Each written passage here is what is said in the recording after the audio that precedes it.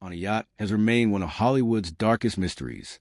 Natalie would went into the water in November 1981, and the questions surrounding her death never truly disappeared. Christopher Walken was there that night, but he rarely spoke publicly about what happened. Now, his past statements are being examined again, raising an unsettling question. Did Walken reveal more about that mysterious night than the public realized? On a cold November night in 1981, Hollywood lost one of its brightest stars. Natalie was only 43 years old when she disappeared from the yacht Splendor, anchored near California's Catalina Island. Hours later, her body was found in the water. At first, authorities ruled her death an accident, but the story would become far more complicated, and Christopher Walken's presence on that boat would remain one of the most talked about parts of the mystery. Would have been spending the Thanksgiving weekend with her husband, actor Robert Wagner, her Brainstorm co-star Christopher Walken, and the yacht's captain, Dennis Davern. The trip was supposed to be a break from work. Instead, it became the final weekend of Wood's life. There had already been tension aboard the yacht. Different accounts described disagreements involving Wagner and Walken, while later testimony from Davern painted an even more troubled picture. But the exact details remain disputed, and it is important to separate confirmed facts from later claims. At some point during the night, Wood was no longer aboard the yacht. She was wearing a nightgown, socks, and a red down jacket when her body was later recovered from the water. The early investigation concluded that she had drowned accidentally, but decades later, the case was reopened, and in 2012 the official manner of death was changed to drowning and other undetermined factors. And this is where the mystery surrounding Christopher Walken begins. Walken was not accused of causing Wood's death, and no criminal charge was ever filed against him. Yet because he was one of the last people known to have been with Wood, his account of that weekend became a subject of intense public interest. So what did Walken actually tell investigators? And why did he later make a statement that seemed to say the most important truth about Natalie Wood's death was something nobody could ever know? Before we reach that answer, there is one crucial part of the story we need to understand first. What was happening on the yacht before Natalie disappeared? The story of Natalie Wood's final night did not begin with a scream, a fall, or a body in the ocean. It began as what looked like a simple Thanksgiving weekend getaway. Wood, her husband Robert Wagner, Christopher Walken, and yacht captain Dennis Davern headed toward Catalina Island aboard the Splendor. Walken was there because he was working with Wood on Brainstorm. At the time, he was already a major Hollywood name after winning an Academy Award for The Deer Hunter. But there was something else hanging over the trip. Walken and Wood had developed a friendship while making the film, and rumors later circulated about a possible romantic connection between them. Those rumors were never proven. Still, they became important because of what happened between the three Hollywood stars during the weekend. On Saturday night, November 28th, the group went ashore for dinner at Doug's Harbor Reef restaurant. Accounts described drinking during the evening, and Wood's blood alcohol level was later measured at 0.14%. Then they returned to the yacht. This is where the different versions of the story begin to pull apart. According to later accounts from Davern, tension had been building between Wagner and Walken. Davern claimed Wagner became jealous of the attention Wood was giving her co-star. He later described a heated confrontation after dinner, but that account must be treated carefully. Davern changed important parts of the story over the years, and his credibility became a major issue in the later investigation. In the original investigation, officials did not establish that a violent confrontation had taken place. Still, there is one fact nobody disputes. At some point that night, Natalie Wood was no longer aboard the yacht, and nearby, another object had disappeared too, the small inflatable dinghy. That detail will become one of the biggest clues in the entire case. The original theory was that Wood had gone toward the dinghy and accidentally entered the water. But decades later, investigators questioned parts of that explanation, especially because of the conflicting accounts about what happened before she vanished. So, where was Christopher Walken when Natalie disappeared? And what did he tell authorities about those final hours? That is where this story becomes even more difficult to separate from Hollywood legend. Christopher Walken's name became tied to mystery almost immediately, but the truth is more complicated than the rumors that followed him for decades.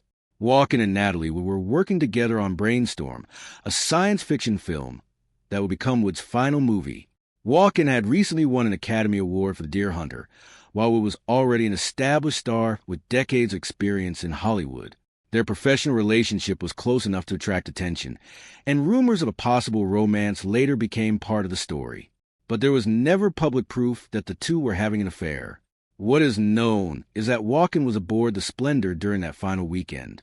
And according to later accounts, tension existed between Walken and Robert Wagner. Dennis Davern, the yacht's captain, later claimed that Wagner was jealous of the attention Wood gave Walken. But Davern's account changed over the years, which is one reason investigators and journalists have treated parts of his story with caution. In 1981, investigators said they found no indication of a violent argument between Wagner and Walken. That distinction matters, because once Wood died, every detail of that weekend became part of a much larger mystery. Walken himself rarely discussed the tragedy publicly. Years later, however, he did address it in an interview with Entertainment Tonight. His answer was remarkably simple and deeply unsettling. When asked whether the real story of Wood's death had ever come out, Walken said that the real story was that she drowned, but that nobody knew how it happened except Natalie herself. He added that there was, in his view, no real story because nobody would ever know. Those words did not solve the mystery. They made it bigger, because Walken was one of the people aboard the yacht that night. Viewers naturally wanted to know whether he was holding something back, or whether he genuinely believed that the truth had disappeared with Wood. There's another important point. Walken was never accused of causing Wood's death, and he has never been charged in connection with it. His presence on the yacht made him a key witness in the public imagination, but that is very different from being a suspect. And while Walken later insisted that nobody could truly know what happened, investigators continued examining the timeline, the missing dinghy, and the conflicting accounts of the people aboard the Splendor. The next question, then, is the one that has haunted this case for more than 4 decades. What exactly happened during those final hours aboard the yacht? And why did Natalie Wood leave the boat? The final hours aboard the Splendor are where the story becomes hardest to follow. According to the original investigation, Wood eventually went to her stateroom while Wagner and Walken remained in the main cabin. Later accounts differed about exactly what happened next. Wagner told investigators that he and Walken had been talking, and after some time he went to check on Wood and discovered that she was gone. The small inflatable dinghy, the Valiant, was missing too. That detail created an immediate question. Why would Natalie Wood go outside alone in the middle of the night? The original theory was simple. Perhaps the dinghy had begun drifting away from the yacht, and Wood went out to secure it. She had been drinking. The water was dark, and the Pacific was cold. Investigators initially concluded that she accidentally went into the water and drowned. But another possibility soon entered the story. A nearby boat owner, Marilyn Wayne, later said she heard cries for help during the night. Her account became one of the details that helped keep public attention on the case. Yet even this evidence could not provide a clear answer about exactly what had happened to Wood. Then there was a timeline. Wagner eventually contacted the harbor authorities at about 1:30 in the morning. Hours later, Wood's body was discovered roughly a mile from the yacht. The empty dinghy was also found nearby. For decades, those facts supported the idea of an accident, but the case did not stay closed forever. In 2011, the Los Angeles County Sheriff's Department reopened the investigation. In 2012, Wood's death certificate was changed from accidental drowning to drowning and other undetermined factors. That did not prove that someone had killed her. It meant investigators could no longer say with certainty exactly how she entered the water. And this is where Christopher Walken's account becomes important. He was on the yacht. He had been with Wood and Wagner that night. But his version did not answer every question surrounding her disappearance. Instead, his statement became another piece of a much larger puzzle. If you enjoy documentaries that separate Hollywood legends from the facts that can actually be proven, subscribe, because the next part of the story reveals why the different account of that night became so important. For years, the public was given a simple explanation. Natalie Wood had accidentally fallen into the water. Christopher Walken appeared to accept that explanation. In a 1986 interview with People, he said he did not know exactly what happened, but believed Wood had slipped and fallen into the water. He also said he had been in bed at the time. That statement became one of the few public comments Walken ever made about the tragedy. But then the story changed. In 2011, yacht captain Dennis Davern came forward with new claims about that night. He said he had not told investigators everything during the original investigation and described an argument involving Robert Wagner and which shortly before she disappeared. His later account became one of the reasons authorities reopened the case. Suddenly, the old explanation no longer seemed so simple. There were also questions about injuries found on Wood's body. When the coroner's office later reviewed the case, officials said some bruising may have happened before she entered the water, although they could not establish exactly how or when those injuries occurred. In 2012, the official cause of death was changed from accidental drowning to drowning and other undetermined factors. But none of that proved murder, and that distinction is critical. Robert Wagner was later named a person of interest by investigators, but he was never charged. In 2022, the Los Angeles County Sheriff's Department said its leads had been exhausted and the case remained open and unsolved. So where did Christopher Walken fit into all of this? He was there that night. He knew Wood, he knew Wagner, and he had his own account of what happened. Yet Walken never publicly accused Wagner of killing Wood. Instead, years later, when asked directly whether the real story of Natalie Wood's death had ever come out, Walken gave an answer that sounded almost impossible to interpret. He said the real story was that Wood drowned, and that nobody knew how it happened except Natalie herself. That may sound like a revelation, but it was actually the opposite. Walken was saying that the final answer might have disappeared with Natalie, and that leaves one final question hanging over his words. Was Christopher Walken confirming something he knew, or was he simply saying that after all these decades, nobody can honestly claim to know the truth? For more than 4 decades, one question has followed Christopher Walken. What did he really know about Natalie Wood's final night? The answer is more complicated than the headlines suggest. Walken did speak with investigators after Wood's death. According to accounts of his 1981 interviews, he described a conversation aboard the Splendor in which he, Wood, and Robert Wagner had been drinking and discussing Wood's career and the effect it had on her family life. Walken said Wagner was talking about how much time Wood was spending away from home, while Walken defended her career. That is important because it shows that Walken's account was not simply silence. He did provide investigators with information. In another part of his account, Walken said he and Wagner had a small disagreement.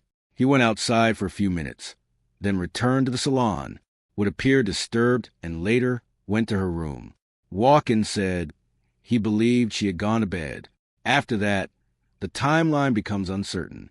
At some point, Wood disappeared. The dinghy disappeared with her, and eventually, the search began. Years later, Walken was asked directly whether the real story of Natalie Wood's death had ever been revealed. His answer became one of the most haunting statements connected to the case. Walken said the real story was simply that Wood drowned. He said nobody knew how she drowned or what happened except Natalie herself. Then he made the point even clearer. Nobody will ever know. For some people, those words sounded suspicious. For others, they sounded like the most honest answer possible. Because Walken was not claiming that he had witnessed Wood's death.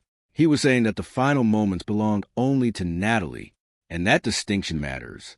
The investigation itself has never established that Walken caused Wood's death. Investigators interviewed him, and the case remained focused on the unanswered circumstances surrounding Wood's disappearance. Even years later, authorities said they could not prove homicide, but they also could not prove that the death was an accident. Many viewers may look at Walken's unusual wording and ask, was he protecting someone? Was he protecting himself? Or was he simply refusing to pretend that he knew something he could not prove?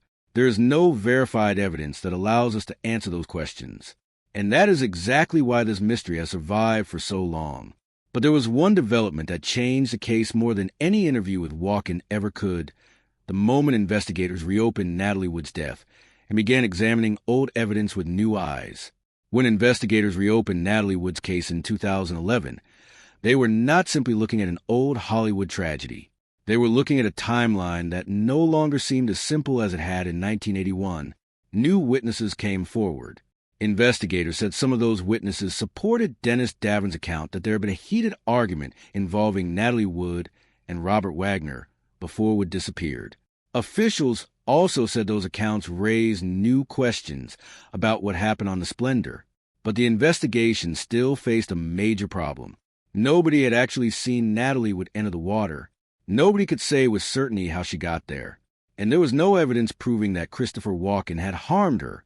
In fact, when investigators spoke publicly about the reopened case, they specifically said Walken was not a person of interest. They also confirmed that Walken had spoken with investigators again, although what he told them was kept confidential. That detail is easy to miss. The man whose name had been linked to the mystery for decades was not the person investigators publicly focused on. Instead, attention increasingly turned toward Wagner, who was named a person of interest in 2018. Even then, investigators stressed that they had not proved homicide and had not proved an accident.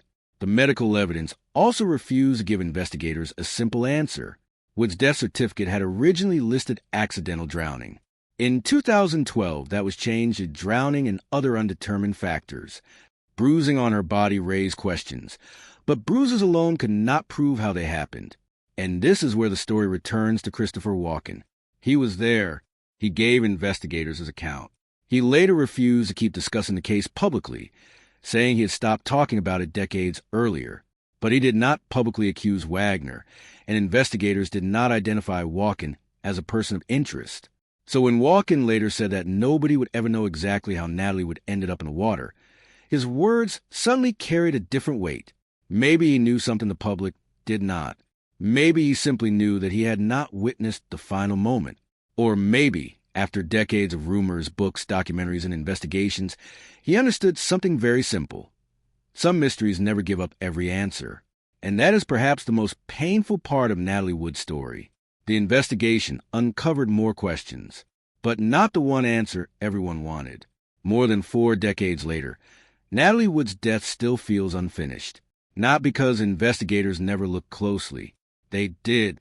The Los Angeles County Sheriff's Department reopened the case in 2011, and in 2012 the manner of death was changed from accidental drowning to drowning and other undetermined factors. Years later, investigators said they still could not prove whether Wood's death was an accident or a homicide, and Christopher Walken remains one of the most unusual pieces of that puzzle. He was there that night.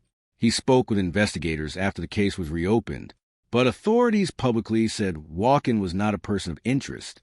What he told investigators was kept confidential. Then there is Walken's famous answer.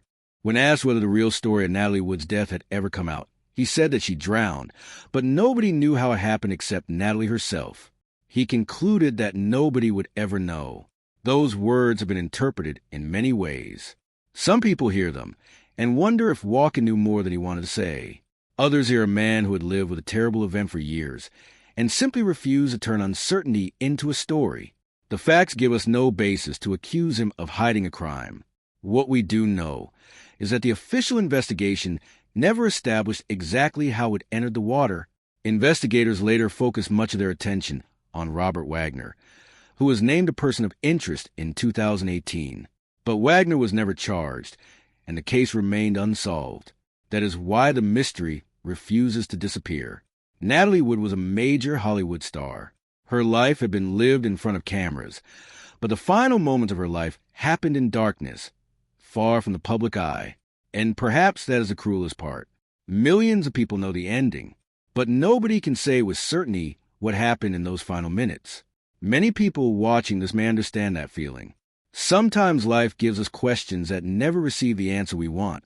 Sometimes all we can do is separate what is proven from what is rumored and remember the person rather than only the mystery surrounding them. Natalie Wood deserves to be remembered for far more than the night she died. She was an actress who began working as a child, became one of Hollywood's most recognizable stars, and left behind performances that continue to be watched decades later. As for Christopher Walken, his words remain exactly what they were, a statement that the final truth may belong only to Natalie. And maybe that is why the story still haunts Hollywood. Because after all these years, the biggest mystery is not what people believe happened. It is what nobody can prove. If you want to explore more celebrity stories where fame, tragedy, and unanswered questions collide, stay with us. The next story may reveal another side of Hollywood that almost nobody saw coming. The small inflatable dinghy may have looked like an ordinary part of a yacht trip, but after Natalie Wood disappeared, it became one of the most important details in the entire case. When Wood's body was found, the dinghy was also located nearby. That immediately created a question investigators had to answer: why it had left the yacht, and why was the dinghy gone? The early explanation was that Wood may have gone outside because the dinghy was drifting away. If she tried to secure it, she could have fallen into the dark water. It sounds possible, but it never explained everything. Wood was wearing a red down jacket over her night clothes when her body was recovered. She had also been drinking earlier that evening. The water around Catalina Island was dark, cold, and dangerous. For decades, the dinghy remained one of those small details that seemed to connect the beginning and end of the tragedy. But there was another problem. No one could say with certainty what Wood was doing immediately before she entered the water. And without that missing moment, investigators could reconstruct the timeline, but they could never completely reconstruct the event.